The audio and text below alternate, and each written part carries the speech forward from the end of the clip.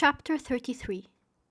This Love Story Will Self-Destruct by Leslie Cohen. For the beginning of this chapter, we will discuss the book without spoiling anything. We'll give you a quick summary, tell you what we thought and what to expect from the story. Then we'll delve into a discussion about the characters with all the goody-goody spoiler excerpts and quotes. Turn the page.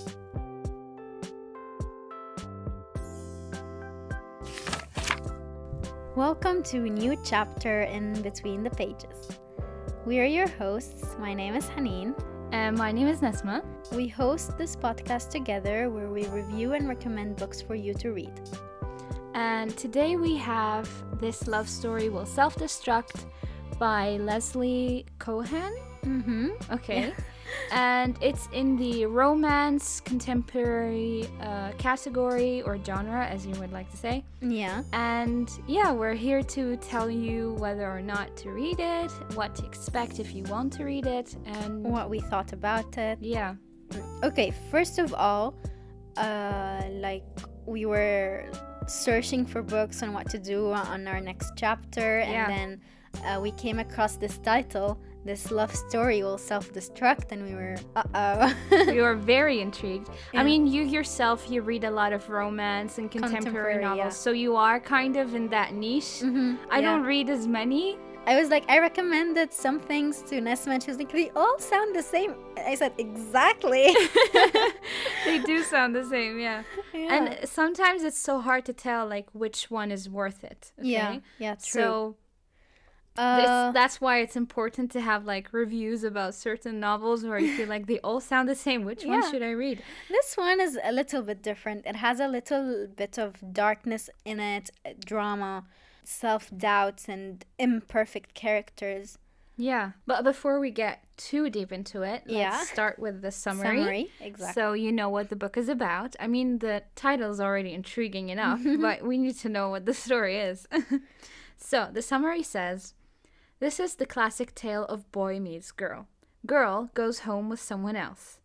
Meet Eve. She's a dreamer, a feeler, a careening well of sensitivities who can't quite keep her feet on the ground or steer clear of trouble. She's a laugher, a crier, a quirky and quick-witted bleeding heart worrier. Meet Ben. He's an engineer, an expert at leveling floors who like orders, structure, and straight lines. He doesn't opine. He doesn't ruminate. He doesn't simmer until he boils over. So naturally, when the two first cross paths, sparks don't exactly fly, but then they meet again, and then finally they find themselves with a deep yet fragile connection that will change the course of their relationship, possibly forever. Follow Eve and Ben as they navigate their 20s on a winding journey through first jobs, first dates, and first breakups, through first reunions, first betrayals, and maybe first love.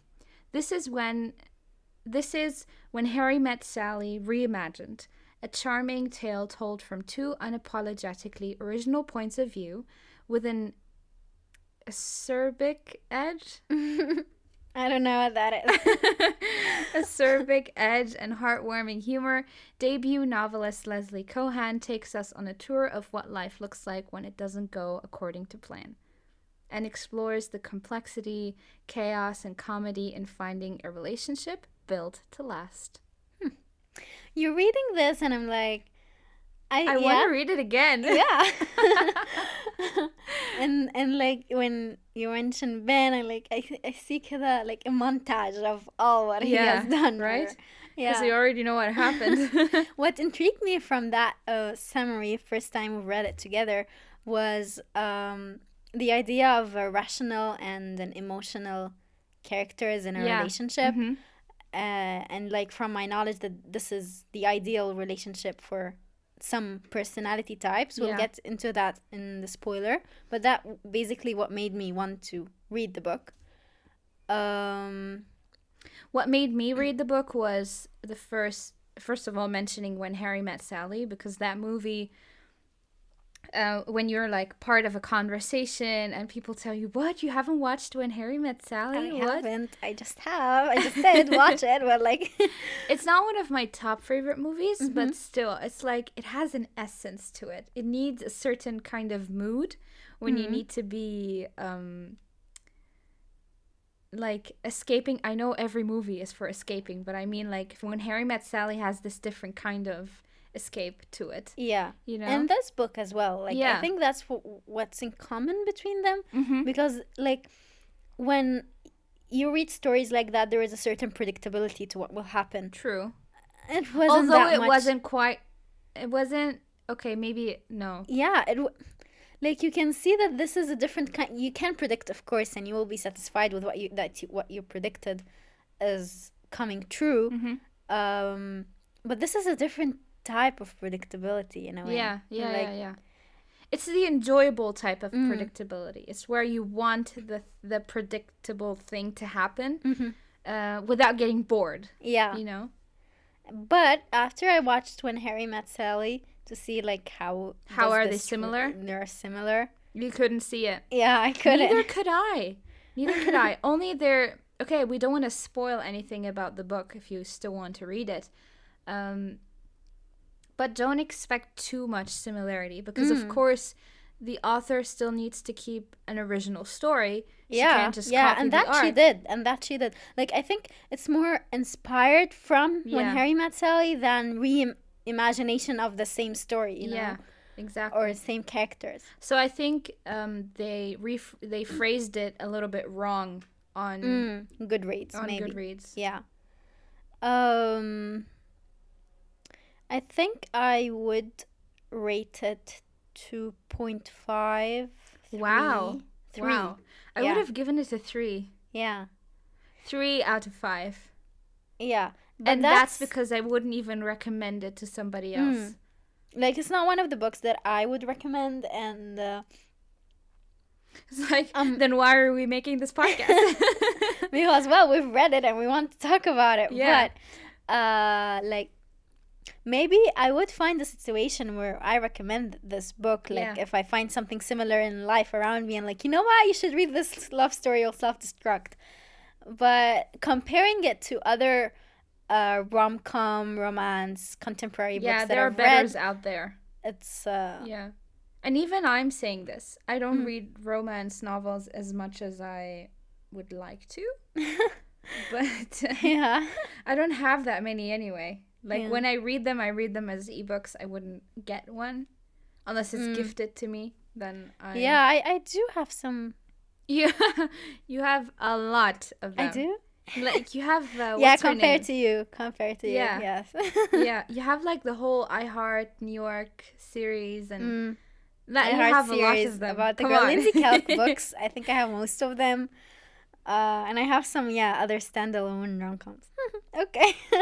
But Yeah. none of them are like this, actually. I don't know. Really? Okay, what else? Like, what you would look forward in this book is, yes, there is romance that isn't like as easy as the ones in movies or other books. It's just Yeah. it's ones that it's one that is hard earned in a way. Yeah.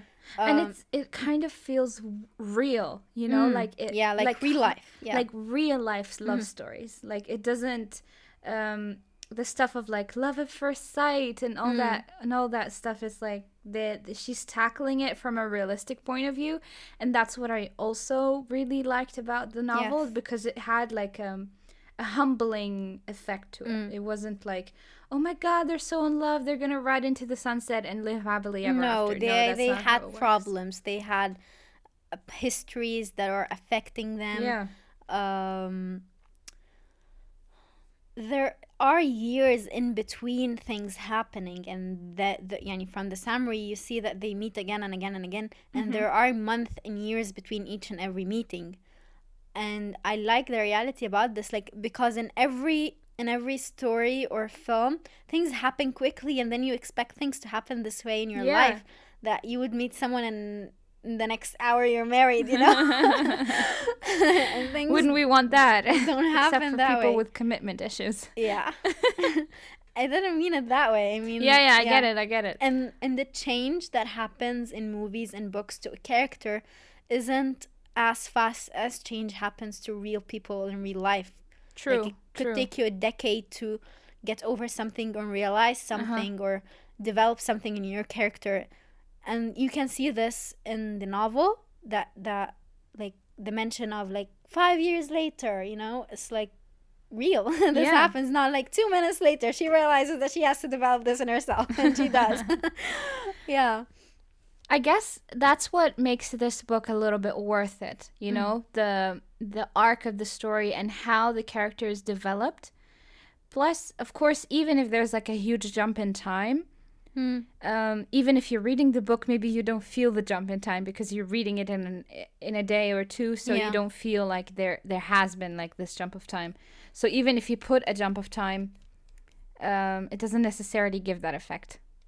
You know? Except when after this jump of time, you see the character somehow the changed. same. Yeah. No, somehow the same, but like some hint of something's different is going to happen to them, or they're going to do something different or think something different. Yeah, I actually like that in the book. But what I didn't like was the 2 long chapters. Like, I would look in my iPad, 29 pages left in this chapter, and I'm almost to work. Like, I won't finish the chapter before I get there. Or I didn't like the 2 long chapters. Well, in that case, I would totally recommend you listen to the audiobooks. Why? Because it will give you a feeling of it goes by faster. When you're doing something, when you're cleaning a room or cooking in the kitchen or baking or whatever you're doing, or on your commute in the car or on the bus, it makes it much faster. Like, I didn't feel the length of the chapters when I was listening to the audiobook. And overall, like, the hours of the book as a whole are not that long anyway, compared to other books that we've read. They aren't even 10 hours, No. right? No, right? Not even 10. And the actors of the voices, we have 2. One for Ben, of course, and one for Eve. I love the voice of Ben. Yeah. I loved him so much. Me too. Even though my favorite is still from Carve the Mark. You mean the voice actor? Yeah, the voice actor, yeah. But they gave them like this kind of life. True. To the character. Actually, correction. So the audiobook is 10 hours and 6 minutes. And that's like 332 pages. Okay. 8 hours reading, 10-hour audiobook. If you compare it to a novel, for example, that's longer, if it's like 400 something pages or 500, you have like 26 hours and 5 minutes. So that's like nothing compared Like, you could finish this book in a day listening to the audiobook, or 2 days listening and reading at the same time. It took me a while to get into the story. I didn't start with the audiobook. I started reading. And I hated Eve so much. I was like, should I? Must I? Can we change the book? Like, until maybe chapter 6 or something, I was like, I wasn't that into the story. I really didn't like her. I didn't like her by the end of the book as well. It's just, I just like what happened and the dynamic of these 2 journey, characters, and not the people. Yeah. Yeah. Okay, I think that's all we have to say for the the non-spoiler. Yeah. For the non-spoiler, this is where we go into the spoiler part. So beware. I know you might be feeling this, or I don't know, that's what I'm feeling after the... I actually did think that they wouldn't get back together. Same. From the prologue. Like, the prologue made me think that this story is about people who will break up and stay broken up, and why that happened. Yeah. Okay, I liked that they got back together because they felt like they deserve it. They deserve to be together because of what they're feeling. Like, they can't control the feeling that they're not together and how sad this is making them and not getting over it. So, I think I like that they got back together. And I love that like this major thing happened that pulled them apart, and they're choosing to overcome it and stay together. Yeah. I feel like this is more worthwhile than an easy-going relationship, you know? Or after what all that happened to them, I think, yeah, they True. deserve this I happiness. think what made this book interesting at the end was the getting back together, you know, because you have stories where you have like bumps in the road, but they are together throughout the whole book, you know? And then they have this ending in the book where they are finally overcoming, and yeah. But in this book, she took it from a different perspective. She actually made them break up. And yeah, and had that resolution of, okay, I love this person and I want to get back together with them. How do I do that? And that was interesting to see. That was a new journey for them. No? Yeah. Like, despite what they've done, despite everything I'm feeling because of what they've done, I would actually like to spend my life with this person. And it's this realization, you know, that whatever they do, like, I just, not that I agree with what she's done, but yeah. But before we get into the relationship, I think we should like look at something I found interesting, or like Leslie had a, her name is Leslie, right? Leslie Cohen. Yeah. Leslie had a take on, which was sisterhood. Like even her sister from when they were children. Yeah. And like her sister was so, welcome to the family to her like eldest sister crush, and then later when they had this conversation about Ben, their father, their mother, what happened to them. It was so confrontational, and that's what sisters do. They don't smooth things over. Like she compared it to a friendship. Like sisters actually say the hard things, and you have to listen as the sibling, you know, because they, in the end, they have the best intention. True. Even though friends do the same, but with sisters, it's different. Like the way she described it made me, It's like, wow, I see it. Although, yes, they piss me off when they say things, and my sisters are quite harsh. Though they are the ones younger than I am as well. Oh, so it's even. Yeah, it's the same. But yeah. Perfect. So this was one thing in the book that I like seeing develop, even, or like have the character look at it and like feel something about it, and like feel at peace with it, you know? And like explain it in words as well. Yeah. You know? Yes. Yeah. To have something that we know deep down, we know what it feels like, but once we read it, it's out there in words. It's out there, and it's like, yeah, exactly. That's what I know this, but you finally explained it in words, you know? Yes, and they understand each other like very well. Yeah. You know, they know you inside out. Yes, her friends seem to know her inside out, and they did. You know, like typical Eve. Yes, you would go for, but they weren't confronting her like, no, stop, get out of this phase. We know that this happened, and this is why you're like not trusting men or whatever. But yeah, like, no, khalas, it's fine. Like, get on with life. And so, like, don't let it. She said something. Don't let it define you. You know, that thing where you finally realize you have trauma from your childhood, and then you don't internalize it. You know, like, I'm broken, I'm traumatized, I'm never gonna be normal. But internalizing is different than holding on. Like, I think I have this problem with my sister. She holds on to every little bad thing that happened to us as children growing up, and she holds them and she says, these are my scars, and I'm scarred, and you scarred me, and and this is why I am like this right now.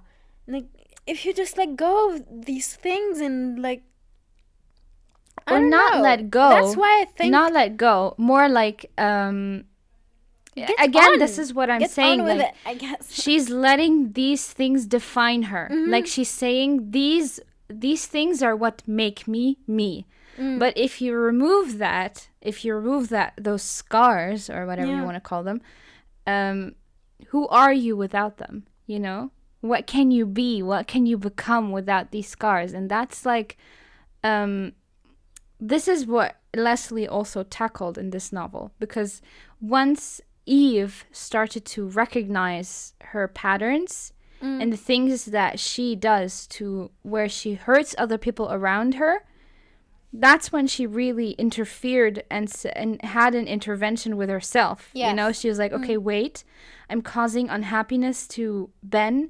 I'm causing unhappiness to myself. I'm not going to let this get between us. And despite the fact that she cheated on him, that's something else. That's nothing to internalize. That's just that's just something But you did, and also, don't do it again. yeah.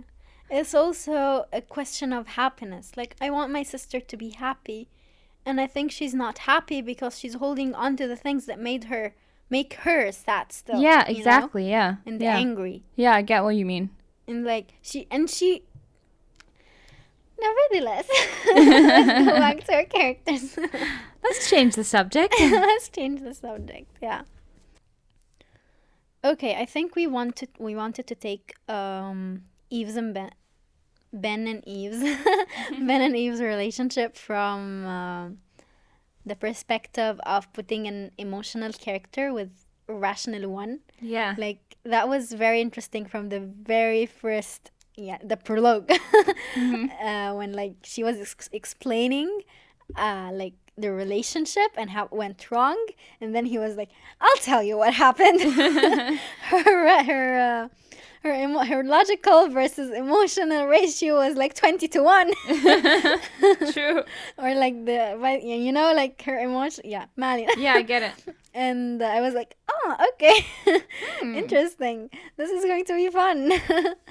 And like, it was even seen in the way they narrated their story. Yes. Like, he would look at the world around him in a rational way, and their relationship and her, and analyzing her as a character and her actions and thoughts and feelings. And she, the same. She's like a whirlwind of emotions. And I liked how by time they started trying to explain what they're feeling or saying to each other in each other's language. Even like by the end, when she was like, you know, I actually read about like lines, something in the Freedom Tower, like something engineering, and I can explain it to you. And she was actually, I think, referring to them in a way. Oh, yeah. And that could be, yeah. Or like, it was like reaching a hand, you know, like, take it. And him in the coat that you love so much. Oh, yeah. That one where you could really see the contrast between them. So there was like a fight they were having, or not a fight, it was like an argument. She was still putting him at arm's length, and he like wanted to tell her we're fate, we're destiny. Yeah, like, so he was saying synchronicity, he insisted. I don't know what that means, I yelled behind me. Ben took a professional-like tone. It's the idea that just as events may be connected by casuality, they may also be connected by meaning. Rather than being meant to be or a result of fate, some things just fall together in time. It's a principle of explanation, a hypothetical factor equal in rank to casuality. So I didn't seek you out. X didn't cause Y, but I think the fact that we kept running into each other punctured a hole in rationalism. It broke intellectual resistance. We've come into each other's lives over and over again, and that's fine, no big deal. But because we begin to feel a destiny with each other that tests whether we actually have one, and then we do, because we thought that we might. You thought that we might. I had no idea what he was talking about. Yeah, so he was like talking about That they're meant to be. That they're just meant to basically. be, but he doesn't even say not it in in like emotional words, you know? yeah, he didn't say it in a romantic way, you know, like you and me, Which was we're romantic. endgame or something like that. Which was actually romantic in its own Yeah, sense. And like align that with the moment they had across the table. And like him feeling that. I think he was sort of trying to explain this. yeah. And she was like, do you want to make out or something? But I loved their characters in the sense of like she would kick him under the table when they were at her father's. Yeah, it's and like he wouldn't interpret that as like anything. It wasn't straightforward, and he's a very straightforward person. and he's a very straightforward person. Yeah, and their choice of careers, like it makes sense to their personalities. I as a person, I'm interested in like personalities and how they work. Yeah. And like I liked seeing that implemented in the story in a way that like they have this personality profile that makes sense to them, you know. And like the way she would talk about imaginary things and give imaginary objects or like objects imaginary lives, and him trying The one with the socks. yeah, and him trying to understand it and even put his input in it, you know? And when he tried to apply the same concept with the socks on his other girlfriend, Natalie, and he then was like, she grew on me, shit. it's like, oh my god, no. So in a way, the relationship made them to learn how to be more emotional, how to be more rational, in a way. I like this, like, I liked his logic, for example, when he wanted to make something romantic with the old flowers in her apartment. Oh, yeah. Like, it made sense, but to her, she wants, like, new flowers. And, you know, it's, although I think she liked that thing. I mean, who wouldn't? Come on. So the way they look at the world and deal with the world and behave is very different from each other. Yeah. But in a way that what made them feel safe with each other. True. Like she tried to be with someone who's emotional in a way, like Jesse, and like in the same professional art career, you know, like he was a musician and she was a writer, about she writes about music.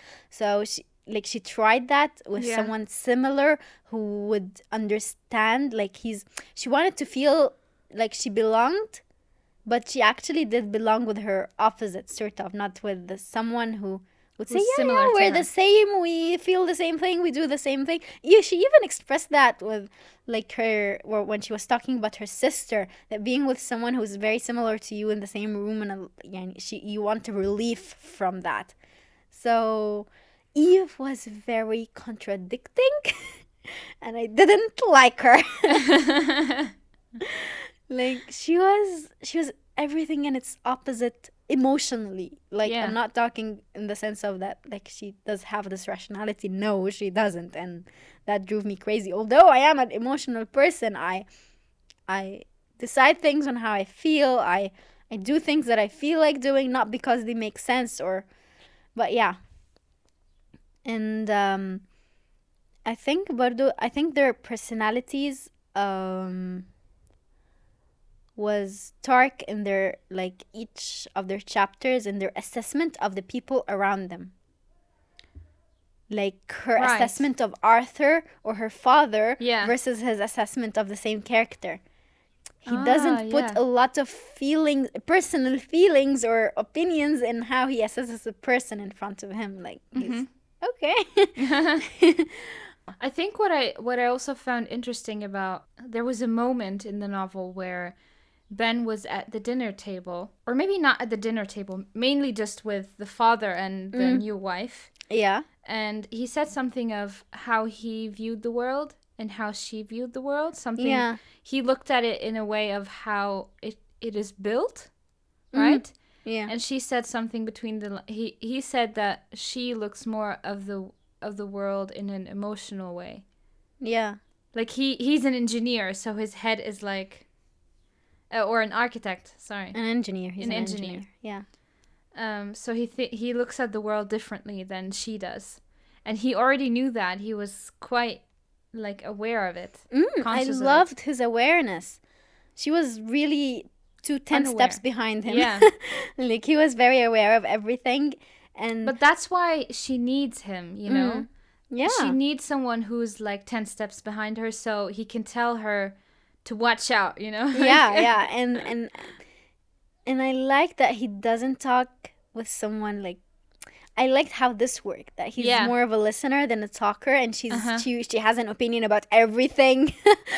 I can see them as like old people still bickering, and she's like talking and talking and talking. And he's like, "Yes, sweetheart." I mean, even in the last chapter where they were moving from one apartment to another, oh my god, the bickering. Yeah, he wanted that. She said that he wanted to work and then be nostalgic with her later, and I love that. Like he knows she's feeling nostalgia, and then but he doesn't have time for it right now. But he knows he will feel it as well, but like later. Later, not now. Yeah, the way he can compliment. No, compartmentalize. Compartmentalize? Yes, that word. That word. Anyway, I think we've mentioned it all, right? Yeah. Like, I think there's not much to talk about the plot. You know, there is. I think what could be mentioned has already been said. I think you can make your own opinion of the book if you pick up and read it, and yeah. Believe me, it's not like a regrettable kind of read. It's not where you feel like, oh my god, I just wasted my time with this book. No, it's not really like that. It's more like the expectations you put in it and how they're not met, but still you were intrigued by the outcome. Yeah. Yeah. And like Ben is for me is a really interesting character, not because he's the love interest, but because he has dynamic. True. And he was the one who was the most able to show change, in my opinion. He was the rational one.